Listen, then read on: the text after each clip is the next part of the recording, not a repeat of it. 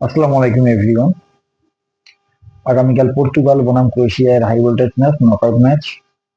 দুই অধিনায়ক, দুই কিংবদন্তি, এক মহারণ। ইতিহাসের অন্যতম সেরা স্কোরার রোনালদো, অপরদিকে মিডফিল্ডের জাদুঘর লুকা মদ্রিচের ক্রোয়েশিয়া।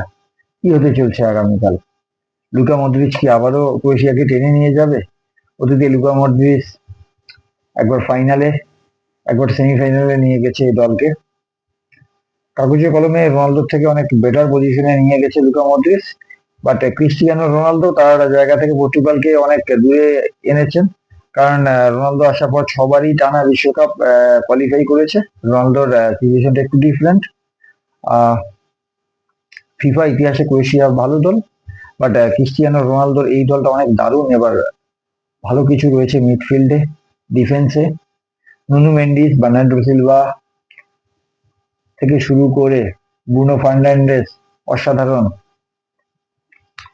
অনেক ভালো ভালো প্লেয়ার রয়েছে। ক্রোয়েশিয়া এবার একটু হালকা, একটু খারাপ দিক লাগছে, কারণ আগের মতো স্ট্রং জন নেই। তারপরেও দেখা যাক কালকে দুই কিংবদন্তির লড়াই, কার মুখে হাসি ফুটে। রাত পেরোলেই সেই ভোর বাংলাদেশ টাইম ভোরবেলায় খেলা শুরু। আপনি কার পক্ষে? আগামীকাল সকালবেলা দেখা যাবে আগামীকাল কে জয়লাভ করছে। আল্লাহ হাফিজ।